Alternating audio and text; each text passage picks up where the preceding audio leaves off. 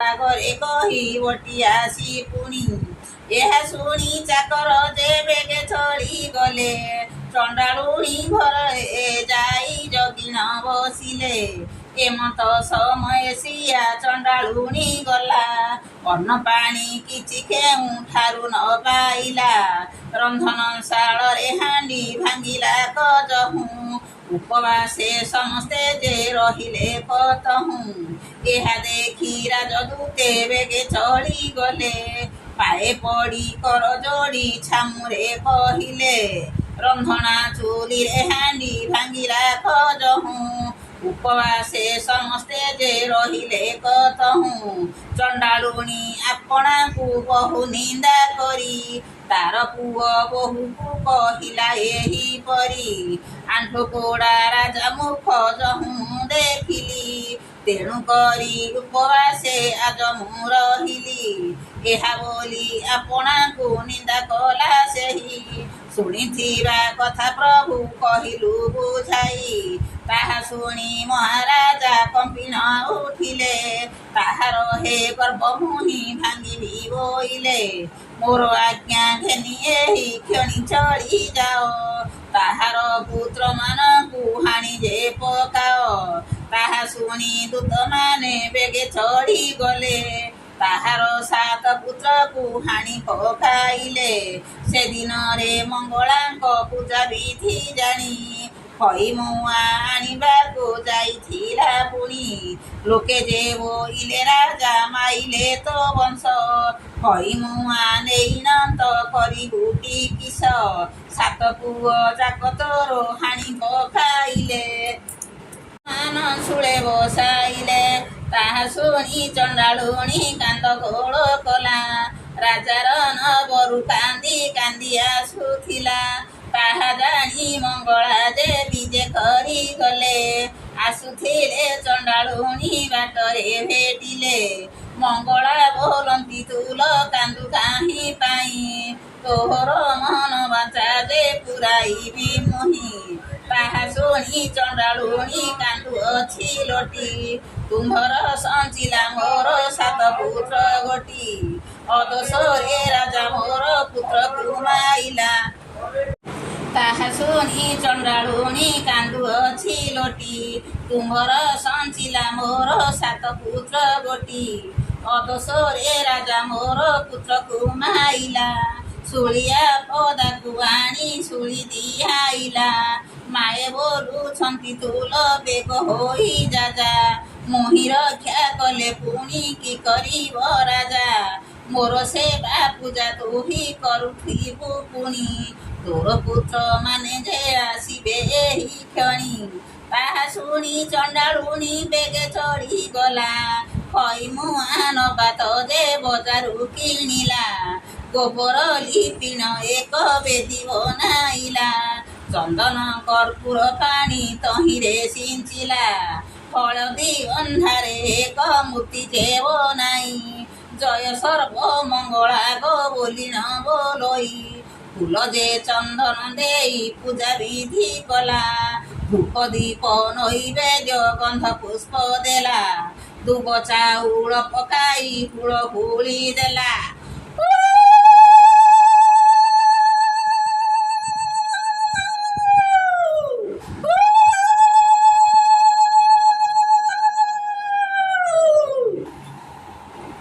ଧୂପ ଦୀପ ଦେଇ ତହୁଁ ଶଙ୍ଖ ବଜାଇଲା 7 ବୋହୂ ଘେନି ସେବା କରୁଅଛି ଯହୁଁ ଦେଖିଣ ମଙ୍ଗଳା ଯେ ଆନନ୍ଦ ହେଲେ ତହୁଁ ଉଭା ଯେ ହୋଇନ ମାଏ ବିଜେ କରିଗଲେ ତାର ପୁତ୍ର ମାନଙ୍କୁ ଯେ ପ୍ରାଣ ଦାନ ଦେଲେ ସେଇ ବର୍ଣ୍ଣ ସେଇ ଚିହ୍ନ କଥା ରୂପବନ୍ତ କେହି ନ ଜାଣନ୍ତି ପ୍ରାଣେ ହୋଇଥିଲେ ହତ କାଠପତ୍ର ମାଛ ଶାଗ ଘେନି ନ ହଇଲେ ଆପଣାର ଘରେ ଆସି ପ୍ରବେଶ ହୋଇଲେ ତାହା ଦେଖି ଚଣ୍ଡାଳୁଣୀ ହରସ ହୋଇଲା ଜନ୍ମନ୍ଧ ଚକ୍ଷୁଦାନ କିଅ ବା ପାଇଲା ଫୁଲ ପ୍ରସାଦ ମାଙ୍କର ଶିରରେ ଘେନିଲେ ଜୟ ମା ମଙ୍ଗଳା ବୋଲି ଦଣ୍ଡବତ କଲେ ଉତ୍ତମ ପଦାର୍ଥ ମାନ ଭୋଗ ଦେଇଥିଲେ 7 ପୁଅ ଯାକ ତାହା ଆନନ୍ଦ ଆନନ୍ଦେ ଭୁଞ୍ଜିଲେ। ତାହା ଦେଖି ଚଣ୍ଡାଳୁଣୀ ଆନନ୍ଦ ଉଭା ଯେ ହୋଇନ ମାଏ ବିଜେ କରିଗଲେ। ତାର ପୁତ୍ର ମାନଙ୍କୁ ଯେ ପ୍ରାଣ ଦାନ ଦେଲେ। ସେହି ବର୍ଣ୍ଣ ସେହି ଚିହ୍ନ କଥାରୁ ଫବନ୍ତ କେହି ନ ଜାଣନ୍ତି ପ୍ରାଣେ ହୋଇଥିଲେ ହତ। କାଠପତ୍ର ମାଛ ଶାଗ ଘେନି ନ ଅଇଲେ ଆପଣାର ଘରେ ଆସି ପ୍ରବେଶ ହୋଇଲେ। ତାହା ଦେଖି ଚଣ୍ଡାଳୁଣୀ ହରଷ ହୋଇଲା। ଜନ୍ମ ଅନ୍ଧ ଚକ୍ଷୁଦାନ କିଅ ବା ପାଇଲା। ଫୁଲ ପ୍ରସାଦ ମାଙ୍କର ଶିରରେ ଘେନିଲେ। ଜୟ ମା ମଙ୍ଗଳା ବୋଲି ଦଣ୍ଡବତ କଲେ। ଉତ୍ତମ ପଦାର୍ଥ ମାନ ଭୋଗ ଦେଇଥିଲେ। ସାତ ପୁଅ ଯାକ ତାହା ଆନନ୍ଦେ ଭୁଞ୍ଜିଲେ। ତାହା ଦେଖି ଚଣ୍ଡାଳୁଣୀ ହୋଇଲା ଆନନ୍ଦ। ତାର ପୁତ୍ର ଗଣ ଯେ ଖାଇଲେ ମାଂସ ମଦ। ଦେଖିଥିବା ଲୋକମାନେ ତାଟକା ହୋଇଲେ। ଛାଣିଥିଲେ ଯମଦୂତେ କେମତେ ବଞ୍ଚିଲେ। ତାହା ଦେଖି ରାଜା ଆଗେ କହିଲେ କଦୂତେ ହାଣିଥିବା ଲୋକମାନେ ବଞ୍ଚିଲେ କେମନ୍ତେ। ତାହା ଶୁଣି ମହାରାଜା ହୋଇନ ସ୍ତବଧ। ପୁଣି ଆଜ୍ଞା ଦେଲେ କ୍ରୋଧେ ହୋଇ ଗଦ ଗଦ। ଆସନ୍ତା ମଙ୍ଗଳବାରେ ତାହାଙ୍କୁ ମାରିବ। ଆରେ ଦୂତେ ଏମନ୍ତ ଯେ ଉପାୟ କରିବ। ଗଜର ଦନ୍ତରେ ଯେ ପ୍ରହାର କରାଇବ। ସବୁ ହିଁ କାଟିବ ମାଂସ ଅସ୍ଥି ହିଁ ରଖିବ। ସ୍ଥାନ ଯେ ଶୃଗାଳ ତାକୁ ଖାଇବେ ଟିଜୁଣି। ଥୋକାଏ ପଡ଼ୋଶୀ ଥୋପ କରିବେ ଟିପୁଣି। ଆଜ୍ଞା ପାଇ ରାଜା ଦୂତେ ବେଗେ ଚଳିଗଲେ। ଯେ ଯାହାର ଘରେ ଯାଇ ପ୍ରବେଶ ହୋଇଲେ। ଶ୍ରୀ ଭଗବାନଙ୍କ ବାଚ ଏଥୁ ଅନ୍ତେ ଯାହା ହେଲା ଶୁଣ ହେ ଅର୍ଜୁନ। 8 ଦିନେ ପଡ଼ିଲା ମଙ୍ଗଳବାର ପୁଣ। ଏଣେ ଶ୍ରିୟା ଚଣ୍ଡାଳୁଣୀ ପୂଜା ବିଧି ଆଣିଗଲା। ହାଟ ବଜାର ବୁଲିଣ ପଦାର୍ଥ କିଣିଲା। ଦୂତମାନେ ଗୁପତରେ ଜଗି ବସିଥିଲେ। ଗଜର ଦନ୍ତରେ ତାକୁ ପ୍ରହାର ଯେ କଲେ। ଥୋକାଏ ମାଂସ କାଟି ପଡ଼ୋଶୀ ଥୋପ କଲେ। ଥୋକାଏ ସ୍ଥାନ ଶୃଗାଳ ମୁଖରେ ମେଲିଲେ। ଲୋକ ଯେ ବୋଇଲେ ତୋର ପୁତ୍ରେ ନାଶ ଗଲେ। କିସ ଲୋଡ଼ା ତୁହି କିସ ଲୋଡ଼ା ତୁହି କରୁଛୁ ବୋଇଲେ। ତାହା ଶୁଣି ଚଣ୍ଡାଳୁଣୀ କାନ୍ଦି ଆସୁଥିଲା। ଯାଉ ଯାଉ ମାଏ ତାଙ୍କୁ ବାଟରେ ଭେଟିଲା। ମଙ୍ଗଳା ବୋଲନ୍ତି ତୁଲ କାନ୍ଦୁ କାହିଁ ପାଇଁ। ତୋହର ପୁତ୍ର ମାନଙ୍କୁ ଦେବ ଇଙ୍କି ଆଇ। ମୋର ସେବା ଅର୍ଥେ ତୁହି ବେଗ କରି ଯାଅ। ଝିଅ ବୋହୂ ଘେନି ମୋର ସେବା କରୁଥାଅ। ଏତେ ବୋଲି ମଙ୍ଗଳା ଯେ ବିଜେ କରିଗଲେ। ଅସ୍ଥି ମାଂସ ଏକ ଠାବ କରି ନ ରଖିଲେ। ଫୁଲ ପାଣି ସିଞ୍ଚିଣ ଯେ ପ୍ରାଣ ଦାନ ଦେଲେ। ଘରକୁ ଯେ ଯାଅ ବାବୁ ବୋଲି ନ ବୋଇଲେ। ତାହା ଶୁଣି ଭୋଏ ଗଲେ ବେଗ ବେଗ ହୋଇ। ମରିଥିଲେ ବୋଲିଣ ଯେ ନ ଜାଣିଲେ କେହି। ତେଣେ ଚଣ୍ଡାଳୁଣୀ ଗଲେ ବେଗ ବେଗ ହୋଇ। ମରିଥିଲେ ବୋଲିଣ ଯେ ନ ଜାଣିଲେ କେହି। ତେଣେ ଶ୍ରିୟା ଚଣ୍ଡାଳୁଣୀ ପୂଜା ବିଧି ସାରିଲା। ଫୁଲ ପ୍ରସାଦ ମାଙ୍କର ଶିରରେ ଘେନିଲା।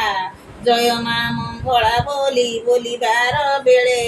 ତାର ପୁତ୍ର ମାନେ ଯେ ଆସିଲେ ତତ କାଳେ। ଚିନି ମୁଆଁ ନବତ ସାକର ପୁଣି ଖଇ।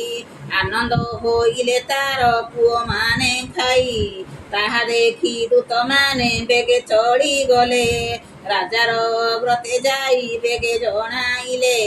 ହଣା ହୋଇଥିବା ଲୋକେ ବଞ୍ଚିଲେ କପୁଣ। ଏହି କ୍ଷଣି ଆମେ ତାକୁ ଅଇଲୁ ଦେଖିଣ। ଆରେ ଦୂତେ ତୁମ୍ଭେ ମାନେ ଏମନ୍ତ କରିବ। ଆସନ୍ତା ମଙ୍ଗଳବାରେ ତାହାଙ୍କୁ ହାଣିବ। ଢିଙ୍କିରେ କୁଟିବ ମାଂସ ଶିଳରେ ଭାଟିବ। ଏପରି କରି ତାହାକୁ କୂପରେ ପୋତିବ। ତାହା ଶୁଣି ଦୂତମାନେ ବେଗେ ଚଢ଼ିଗଲେ। ଯେ ଯାହାର ଘରେ ଯାଇ ପ୍ରବେଶ ହୋଇଲେ। ଏଥୁ ଅନନ୍ତରେ କିଛି ଦିନ ଗଲା ବହି। ମଙ୍ଗଳାଙ୍କ ପୂଜା ଦିନ ହୋଇଲା କତହିଁ। ଏଣେ ରାଜଦୂତେ ଠାବେ ଠାବେ ରହିଥିଲେ। ତାର 7 ପୁଅକୁ ଯେ ଖଡ଼୍ଗେ ହାଣିଲେ। ଢିଙ୍କିରେ କୁଟିଲେ ମାଂସ ଶିଳରେ ବାଟିଲେ, ସାତଟି ଗାତ ଖୋଳି ତାହାକୁ ପୋତିଲେ। ତହୁଁ ଆସି ରାଜଦୂତେ ଛାମୁରେ କହିଲେ, ସାତ କୂପେ ସାତ ପୁଅ ପୋତିଲୁ ବୋଇଲେ। ତାହା ଶୁଣି ମହାରାଜା ଆନନ୍ଦ ହୋଇଲେ, କେମନ୍ତ ପ୍ରକାରେ ସେହୁ ବଞ୍ଚିବ ବୋଇଲେ। ପୋଏ ମଲେ ବୋଲି ଚଣ୍ଡାଳୁଣୀ ନ ଜାଣଇ, ଖଇ ମୁଆଁ ନବା ତ ସେ ବଜାରୁ କିଣଇ। ଏମନ୍ତ ବେଳରେ ଲୋକେ କହିଲେ କଥୋକେ, ତୋର ସାତ ପୁଅ ରାଜା ପୋତିଲେ କୂପେ। ତାହା ଶୁଣି ଚଣ୍ଡାଳୁଣୀ କାନ୍ଦି ଆସୁଥିଲେ ମାଏ ତାଙ୍କୁ ବାଟରେ ଭେଟିଲେ। ମାଏ ବୋଲୁଛନ୍ତି ତୁଲ କାନ୍ଦୁ କାହିଁ ପାଇଁ, ରାଜା ତୋର ମନ ବାଞ୍ଚା ପୁରାଇବି ମୁହିଁ। ତାହା ଶୁଣି ଚଣ୍ଡାଳୁଣୀ ବେଗେ ଚଳିଗଲା, ଝିଅ ବୋହୂ ସଙ୍ଗେ ଘେନି ସେବାରେ ବସିଲା। ଏମନ୍ତ ସମୟେ ଯେ ମଙ୍ଗଳା ଚଳିଗଲେ, ତାର ପୁତ୍ର ମାନଙ୍କୁ ଯେ କୂପରୁ ଡାକିଲେ। କାହିଁ ପାଇଁ ତୁମ୍ଭେମାନେ ପଶିଛ କୂପରେ, ତୁମ୍ଭ ମାତା ପୁଅ ବୋଲି କାନ୍ଦୁଅଛି ଘରେ। ଡାକ ଶୁଣି ସମସ୍ତେ ଅଇଲେ ଯେ ଧାବନ୍ତ, କେହି ନ ଜାଣନ୍ତି ପ୍ରାଣେ ହୋଇଥିଲେ ହତ। ମାଛ ଶାଗ ସାତ ପୁଅ ଘେନି ନ ଚଳିଲେ, ଆପଣାର ଘରେ ଯାଇ ପ୍ରବେଶ ହୋଇଲେ। ତାହା ଦେଖି ଚଣ୍ଡାଳୁଣୀ ଆନନ୍ଦ ହୋଇଲା, ବେଗ ବେଗ କରି ପୂଜା ବିଧି ସାରିଲା। ତାର ପୁତ୍ର ମାନଙ୍କୁ ଯେ ପ୍ରସାଦ ହିଁ ଦେଲେ, ଆନନ୍ଦ ହୋଇଣ ସର୍ବେ ପୁଞ୍ଜିଣ ବସିଲେ। ଦେଖୁଥିବା ଦୂତମାନେ ରାଜାକୁ କହିଲେ, କୂପରେ ପୋତିଲା ଲୋକେ କେମନ୍ତ ବଞ୍ଚିଲେ।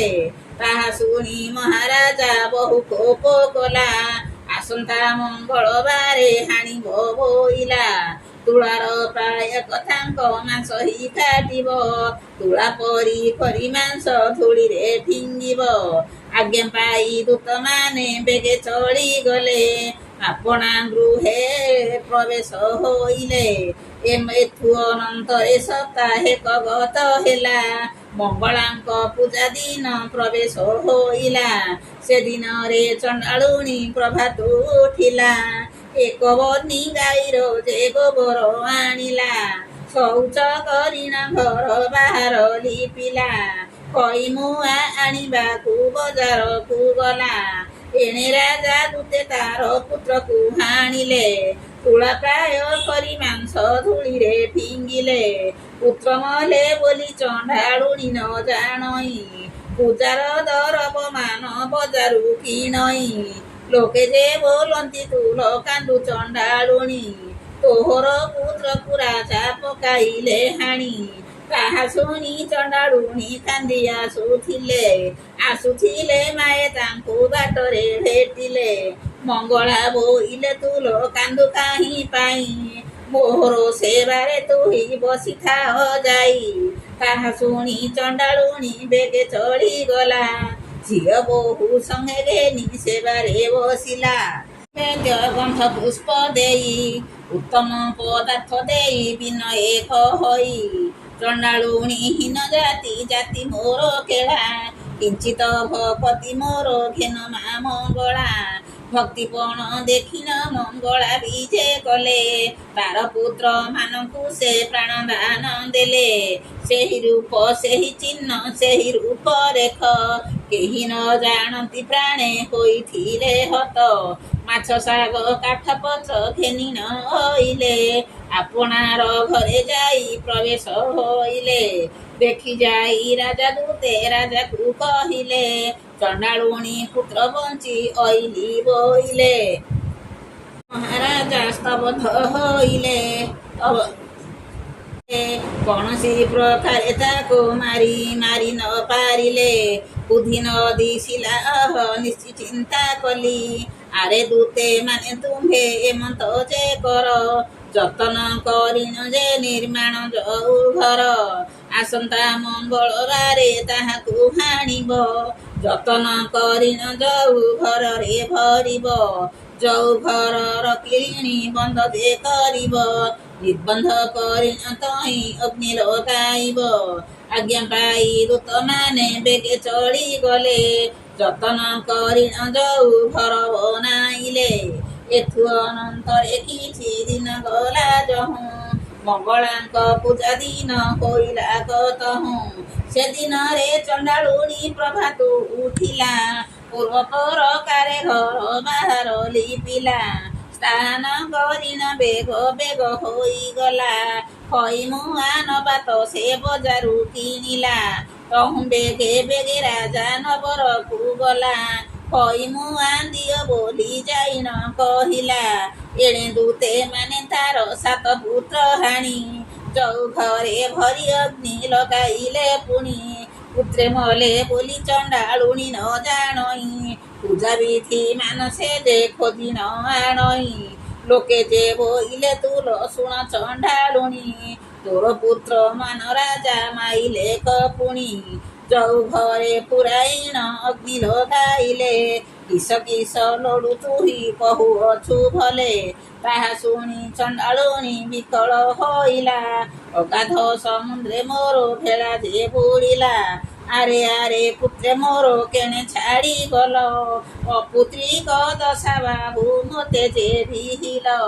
ଚଣ୍ଡାଳୁଣୀ ଏହିପରି କାନ୍ଦି ଆସୁଥିଲା, ଆସୁଥିଲେ ମାଏ ତାଙ୍କୁ ବାଟରେ ଭେଟିଲା। ମଙ୍ଗଳା ବୋଲନ୍ତି କିଲୋ କାନ୍ଦୁ କାହିଁ ପାଇଁ, ଯା ଯା ତୋର ପୁତ୍ରକୁ ମୁଁ ଦେବଇଁ ଜିଆଇଁ। ତାହା ଶୁଣି ଚଣ୍ଡାଳୁଣୀ ବେଗେ ଚଳିଗଲା, ଆପଣାର ଘରେ ଯାଇ ପ୍ରବେଶ ହୋଇଲା। ପୂର୍ବ ପ୍ରକାରେ ପୂଜା ବିଧି ଯେ ଭିଆଇ, ଗଙ୍ଗା ଜଳ ସିଞ୍ଚି କରି ବସିଲା କତହିଁ। ଧୂପ ଦୀପ ନୈବେଦ୍ୟ ଗନ୍ଧ ପୁଷ୍ପ ଦେଲା, ଅପୂର୍ବ ପଦାର୍ଥ ମାନ ସବୁ ସମର୍ପିଲା। ଛେଳି ଯେ କୁକୁଡ଼ା ତହିଁ ବଳିଦାନ ଦେଇ, ଶଙ୍ଖ ହୁଳହୁଳି ଦେଇ ବିନୟ କହି।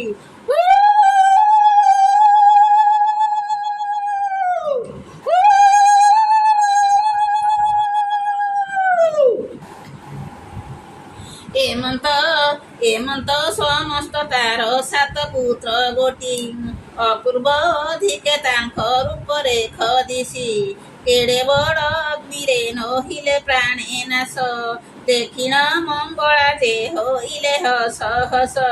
ଦିହୁଡ଼ି ପରାଏ ଅଗ୍ନି ଜଳୁଅଛି ତହୁଁ, ଲୋକଲୋଚନଙ୍କୁ ଭୟ ଦିଶୁଅଛି ତହୁଁ। ଯଉ ଘର ପାଶେ ଯାଇ ମଙ୍ଗଳା ଡାକିଲେ, ଘରକୁ ଯେ ଯାଅ ବାବୁ ବୋଲି ନ ବୋଇଲେ।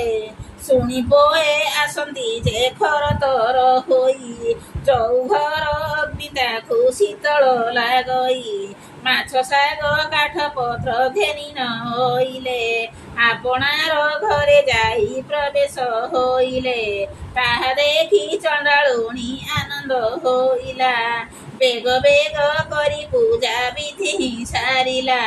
ପୂଜା ସାରି ଚଣ୍ଡାଳୁଣୀ ଦଣ୍ଡବତ କଲା, ଫୁଲ ପ୍ରସାଦ ତାର ପୁତ୍ର ମୁଣ୍ଡେ ଦେଲା।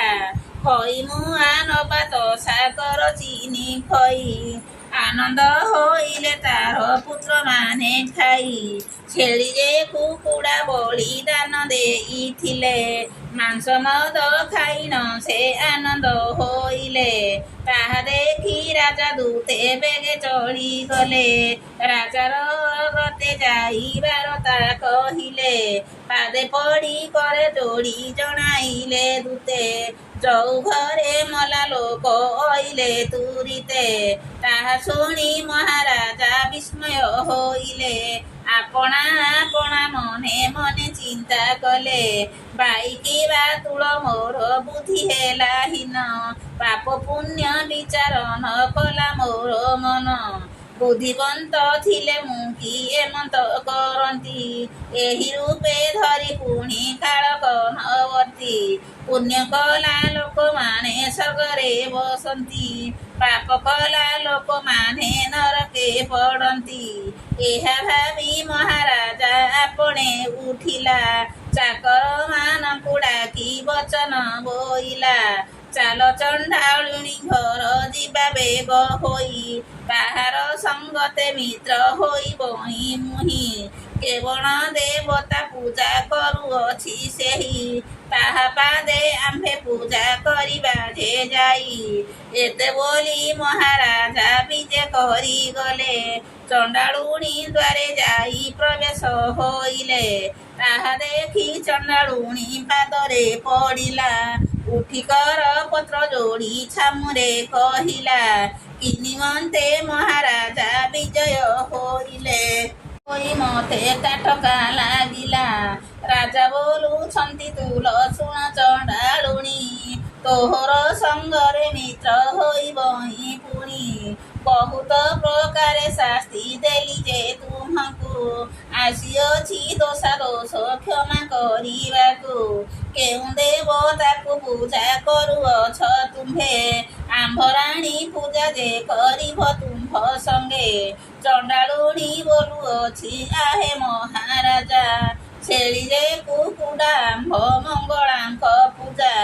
ହୀନ ଜାତି ସଙ୍ଗେ ତୁମ୍ଭେ ମୈତ୍ର ହୋଇବ, ଛେଳି ଯେ କୁକୁଡ଼ା ମଦ ମାଂସ ହିଁ ଖାଇବ। ତେବେ ତୁମ୍ଭ ସଙ୍ଗେ ମିତ୍ର ହୋଇ ବହି ମୁହିଁ, ନୋହିଲେ ମୋ ପ୍ରୟୋଜନ ଏଥେ କିଛି ନାହିଁ। ତାହା ଶୁଣି ମହାରାଜା ସନମତ କଲା, ଚଣ୍ଡାଳୁଣୀ ସଙ୍ଗତରେ ମୈତ୍ର। ଭଗବାନ ଗୌରାଜ ଶ୍ରୀକୃଷ୍ଣ ବୋଲନ୍ତି ତୁମ୍ଭେ ଶୁଣ ହେ ଅର୍ଜୁନ, ଚଣ୍ଡାଳୁଣୀ ସଙ୍ଗେ ମିତ୍ର ହେଲେ କରାଜନ। ଏଥୁ ଅନନ୍ତରେ କିଛି ଦିନ ଗତ ହେଲା, ମଙ୍ଗଳାଙ୍କ ପୂଜା ଦିନ ପ୍ରବେଶ ହୋଇଲା। ସେଦିନରେ ଚଣ୍ଡାଳୁଣୀ ପ୍ରଭାତୁ ଉଠିଲା, ଏକ ବର୍ଣ୍ଣି ଗାଈର ଯେ ଗୋବର ଆଣିଲା। ଉତ୍ତମ କରିଣ ଘର ବାହାର ଲିପିଲା, ଖଇ ମୁଆଁ ଆଣିବାକୁ ବଜାରକୁ ଗଲା। ସେଦିନରେ ମହାରାଜା ପ୍ରଭାତୁ ଉଠିଲେ, ଡେଙ୍ଗୁରା ପିଟାଇ ଡାକ ଯେ ଦିଆଇଲେ। ଆଜି ନଗ୍ର ନାରୀମାନେ ସମସ୍ତେ ଯେ ଯିବା, ଚଣ୍ଡାଳୁଣୀ ଦ୍ୱାରେ ଯାଇ ମଙ୍ଗଳା ସେବିବା। ଏହା ବେଲି ଦୂତମାନେ ଡାକ ଯେ ଦିଅନ୍ତି, ନ ଜାଣିଲା ଲୋକଙ୍କୁ ଯେ ବୁଝାଇ କହନ୍ତି। ତାହା ଶୁଣି ନଗ୍ର ନାରୀ ଗଲେ ସମସ୍ତ, ଚଣ୍ଡାଳୁଣୀ ଦ୍ୱାରେ ଯାଇ ହେଲେ ଉପସ୍ଥିତ। ପାଦବତୀ ହୋଇ ରାଣୀ ବିଜେ କରିଗଲେ, ଚଣ୍ଡାଳୁଣୀ ଦ୍ୱାରେ ଯାଇ ପ୍ରବେଶ ହୋଇଲେ। ସେହି ଚଣ୍ଡାଳୁଣୀ ବଜାରକୁ ଯାଇଥିଲା, ଆପଣା ଗୃହରେ ଆସି ପ୍ରବେଶ ହୋଇଲା। ବେଦୀର ଉପରେ ଏକ ଘଟ ଯେ ବସାଇ, ଗଙ୍ଗା ଜଳ ସିଞ୍ଚି ପାଶେ ବସିଲା ଖଜାଇ। ଧୂପ ଦୀପ ନୈବେଦ୍ୟ ଗନ୍ଧ ପୁଷ୍ପ ଦେଇ, ଜୟ ମା ମଙ୍ଗଳା ବୋଲି ବିନୟେ କହଇ। ରାଜ୍ୟ ନର ନାରୀ କର ପତ୍ର ଯେ ଯୋଡ଼ିଲେ, ଜୟ ମା ମଙ୍ଗଳା ବୋଲି ଡାକ ଯେ ଦେଲେ। ଶଙ୍ଖ ହୁଳ ହୁଳି ଦିଅନ୍ତି ଚଣ୍ଡାଳୁଣୀ ଗୃହ, ମୁଖରୁ ଶବଦ ଯେ ଶୁଭଇ ଗହ ଗହ। ସମସ୍ତ ପ୍ରକାରେ ପୂଜା ବିଧି ସାରିଲେ, ଫୁଲ ପ୍ରସାଦ ମାଙ୍କର ଶିରରେ ଘେନିଲେ।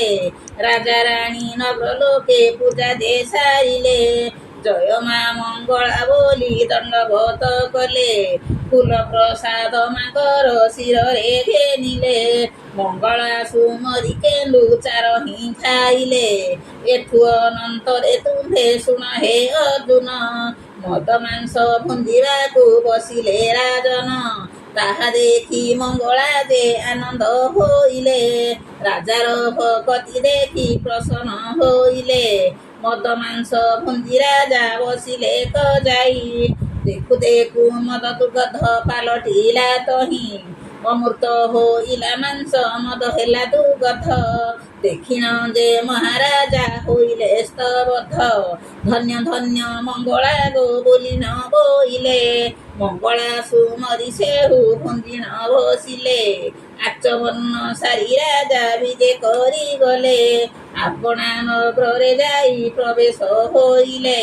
ରାଜନର ନାରୀମାନେ ସମସ୍ତ ଯେ ଗଲେ, ଆପଣା ଆପଣା ଘରେ ପ୍ରବେଶ ହୋଇଲେ। ଏଥୁ ଅନନ୍ତରେ ତୁମ୍ଭେ ଶୁଣ ହେ ଅର୍ଜୁନ, ସେହି ଦିନ ଗର୍ଭବାସ ହେଲେ ସ୍ତ୍ରୀମାନ।